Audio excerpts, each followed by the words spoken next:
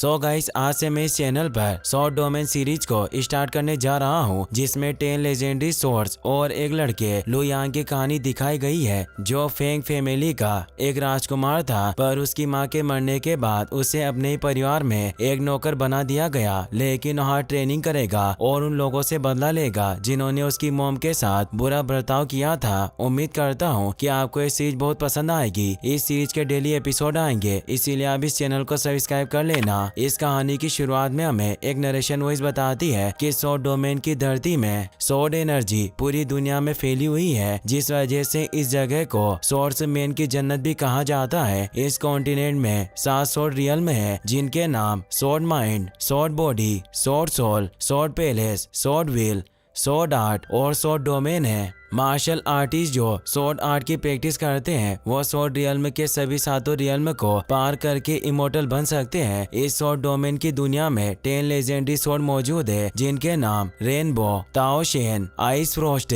Star Fire, Mountain Suppressor, Wind Chaser, Silent Thunder, Crystal Light, Dark Kirin और Blood Goal है। ये सभी source elemental की ultimate energy को रिप्रेजेंट करती है, जिस वजह से सभी 10 सॉर्ड के एलिमेंट्स अलग अलग है। रेनबो का एलिमेंट मेटल है, ताओ शेन का वुड, आइस फ्रोस्ट का वाटर, स्टार फायर का फायर, माउंटेन सरप्रेसर का अर्थ, विंड चेसर का विंड, साइलेंट थंडर का इलेक्ट्रिसिटी, क्रिस्टल लाइट का लाइट, डार्क किरीन का डार्कनेस और ब्लड गोल्ड सॉर्ड का एलिमेंट ब्लड है। वक्त गुजरता गया और अब इस कॉन्टिनेंट में ग्रेट पावर के सिर्फ 5 कबीले ही बचे हैं, जिनके पास से लेजेंडरी सॉर्ड्स हैं। सेंट्रल डोमेन के सॉर्ड सेट के पास 3 लेजेंडरी सॉर्ड है। ईस्ट डोमेन की हुआ फैमिली के पास माउंटेन सरप्रेसर सॉर्ड, साउथ डोमेन की चू फैमिली के पास स्टार फायर, नॉर्थ डोमेन की लोअर फैमिली के पास आइस फ्रोस्ट सॉर्ड और लू फैमिली के पास लेजेंडरी रेनबो सॉर्ड है, जिस वजह से वो वेस्ट डोमेन पर राज करते हैं। आज वेस्टर्न डोमेन की लू फैमिली के पेट्रियार्क ने सारे सॉर्ड रियल्म को पार कर लिया है। उनका नाम लू शेन टोंग है। पूरे सॉर्ड डोमेन में ऐसे बहुत कम सॉर्ड मास्टर्स है जिसने सारे सॉर्ड रियल्म को पार किया हो। हम लू शेन को देखते हैं, वो अपनी वाइफ फेंग किंग शी को याद करते हुए कहता है कि क्या तुम ठीक हो? 18 साल कैसे निकल गए, मुझे पता ही नहीं चला। अब तो हमारा बेटा काफी बड़ा और जवान हो गया होगा। लू फैमिली का मेंबर लू सिमिंग वहाँ आता है। लू शेन उसे कहता है कि मेरे पास तुम्हारे लिए एक मिशन है। मैं चाहता हूँ कि तुम नॉर्थ डोमेन की हेशान सिटी में फेंग फैमिली के पास जाओ। वहाँ जाकर फेंग किंग शी नाम की औरत को ढूंढो। जब वो तुम्हें मिल जाए तो उसे और उसके बच्चे को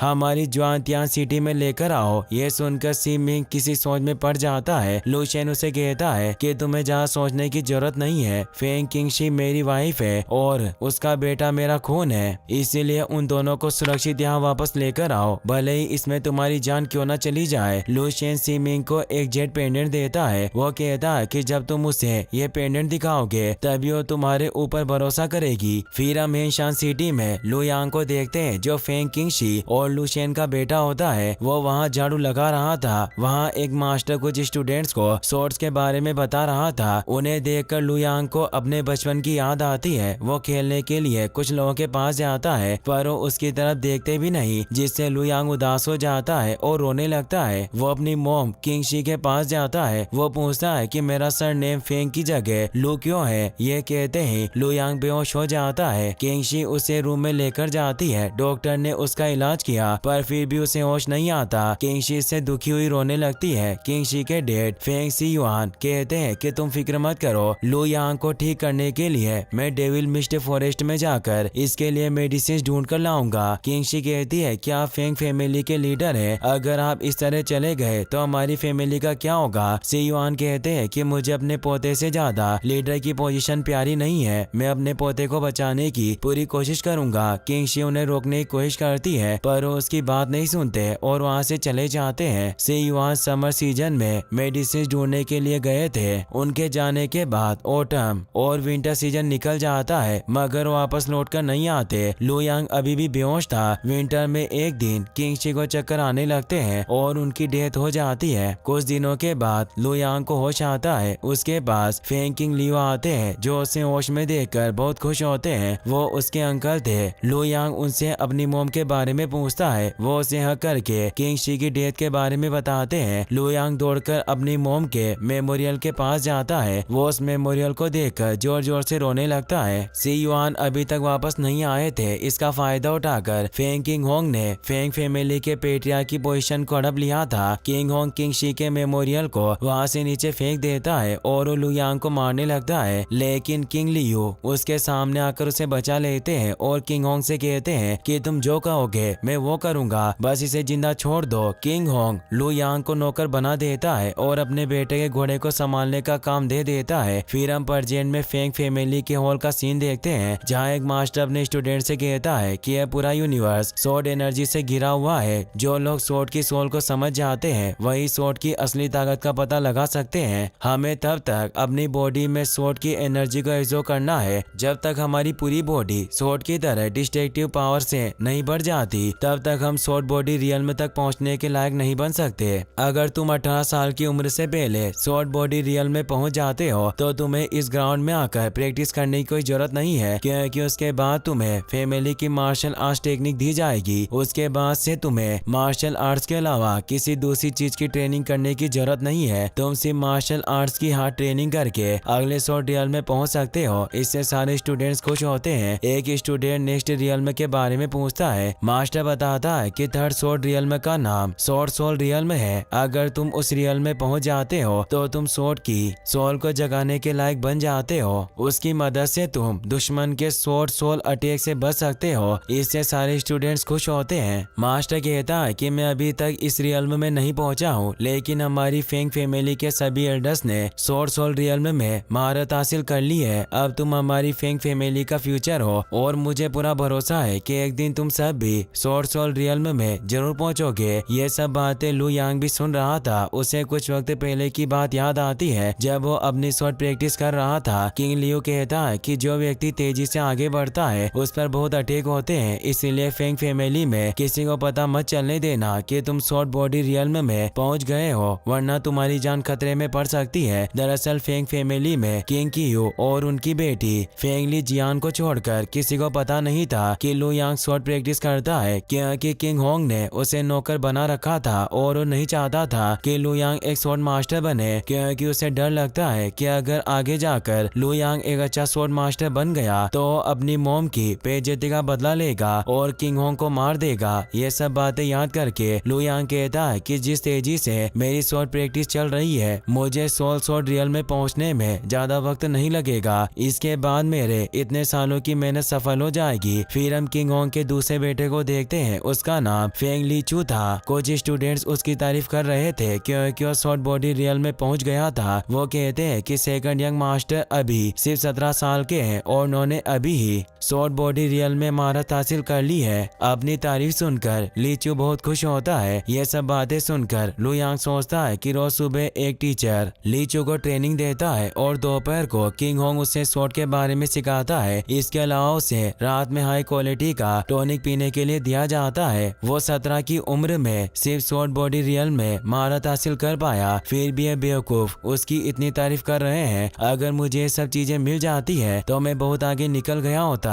लू यांग ये सब बातें सोच रहा था, तभी लीचू पीछे से आकर लू यांग को वीर से मारने लगता है, मगर लू यांग साइड में होकर बच जाता है। लीचू कहता है कि आजकल तुम्हारी हिम्मत काफी बढ़ गई है। मैंने शॉर्ट बॉडी रियल में महारत हासिल कर ली है और सब लोग मुझे बधाई दे रहे हैं, लेकिन मुझे लगता है कि तुम मेरी कामयाबी से खुश नहीं हो, क्योंकि बस तुमने ही मुझे बधाई नहीं दी और मेरी तारीफ नहीं करी। क्या तुम्हें मेरे शॉर्ट बॉडी रियल में जाने से कोई प्रॉब्लम है? वो लू यांग को वीप से मारता है। उसके बाद लीचू हॉर्स कार्ड में बैठ जाता है। लू यांग को उस पर बहुत गुस्सा आता है, पर वो उसका कुछ नहीं कर सकता था क्योंकि किंग होंग का बेटा था। लू यांग उसे शॉर्ट बॉडी रियल में पर पहुंचने के लिए बधाई देता है। लीचू कहता है कि मार खाने के बाद तुम्हारी अगले ठिकाने आई है, अब मुझे जल्दी से ड्रैगन वैली ले चलो, क्योंकि अब मैं शॉर्ट बॉडी रियल का मार्शल आर्टिस्ट हूँ, इसीलिए मैं दूसरे मार्शल आर्टिस्ट के साथ प्रैक्टिस करूंगा। लू यांग हॉर्स कार्ड को चलाकर ड्रैगन वैली ले जाता है। वहाँ एक नौकर लू यांग से कहता है कि अब तुम्हारी जिंदगी और ज्यादा मुश्किल होने वाली है, क्योंकि लीचू शॉर्ट बॉडी रियल में पहुंच गया है, वो तुम्हें ज्यादा परेशान करेगा। दूसरा नौकर कहता है कि शॉर्ट बॉडी रियल में बॉडी की ताकत बहुत बढ़ जाती है। अब लीचू की पावर शॉर्ट माइंड रियल से बहुत ज्यादा बढ़ गई है। अगर अगर उसने अपनी पूरी ताकत से तुम्हें मारा तो एक दिन तुम्हारी मौत हो जाएगी। उसकी बातें सुनकर लू यांग सोचता है कि इन जैसे नॉर्मल लोग मेरे जैसे टैलेंटेड जीनियस का दिमाग नहीं पढ़ सकते हैं। उन्हें पता नहीं होता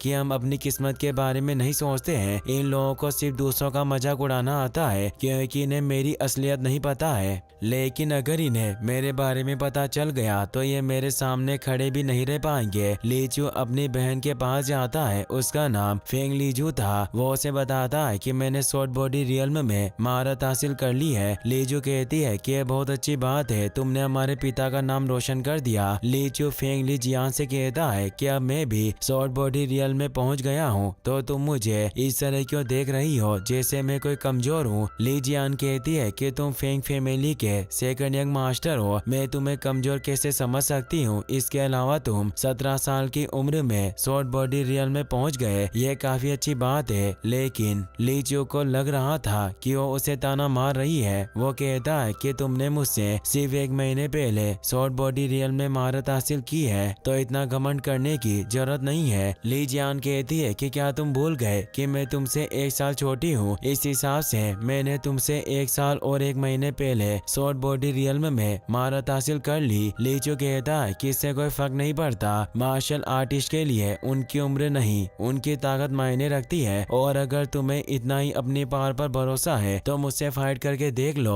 ली जियान फाइट करने के लिए तैयार हो जाती है। लीजू लीचू से कहती है कि ली जियान कमजोर नहीं है, इसीलिए संभल कर रहना। लीचू कहता है कि मेरे डैड ने खुद मुझे स्वॉर्ड आर्ट सिखाया है, तुम फिक्र मत करो, मैं उसे हरा दूंगा। दोनों फाइट के लिए अरीना में आ जाते हैं। लीचू अपनी स्वॉर्ड फोर्स से ली जियान पर अटैक करता है, वो उसके सारे अटैक से बच जाती है। इससे गुस्सा होकर लीचू डबल वेव स्वॉर्ड स्किल से उस पर अटैक करता है, लेकिन ली जियान उस अटैक को भी आसानी से रोक देती है। दोनों फाइट करने लगते हैं। लीचू सोचता है कि आखिरकार ये क्या है, ये इतनी ज्यादा स्ट्रॉन्ग कैसे हो सकती है। ली जियान तेजी से उस पर अटैक करती है, जिससे लीचू के हाथ से स्वॉर्ड छूट जाती है। ली जियान अपनी स्वॉर्ड उस पर पॉइंट कर देती है। वो कहती है कि तुम्हें अभी बहुत कुछ सीखना बाकी है, इसीलिए पहले ट्रेनिंग करो और उसके बाद मुझसे फाइट करने आना। इससे लीचू को बहुत गुस्सा आता है। वो अपनी स्वॉर्ड लेकर लू यांग को मारने के लिए जाने लगता है, लेकिन ली जियान उसके सामने आ जाती है। वो कहती है कि तुम ये क्या कर रहे हो। लीचू कहता है कि मैं मानता हूँ कि इस वक्त मैं तुम्हें नहीं हरा सकता, लेकिन मैं लू यांग को आसानी से हरा सकता हूँ, इसीलिए मैं अपना गुस्सा उस पर निकालने जा रहा हूँ क्योंकि उसने मुझे बधाई नहीं दी थी। अब मैं उसे शॉर्ट बॉडी रियल्म की असली पावर दिखाऊंगा। वैसे भी वो मेरा नौकर है और मैं उसके साथ कुछ भी कर सकता हूँ, उसकी जिंदगी से मुझे कोई फर्क नहीं पड़ता।